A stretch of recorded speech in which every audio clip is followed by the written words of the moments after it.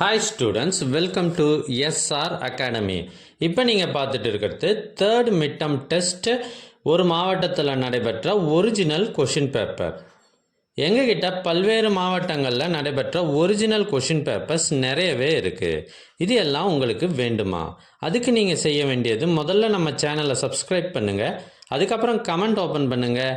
First கமெண்ட்டில் உங்களுக்கு தேவையான லிங்க் இருக்குது. இதில் அனைத்து சப்ஜெக்டுகளுக்குமான கொஷின் பேப்பர்ஸ் இருக்குது.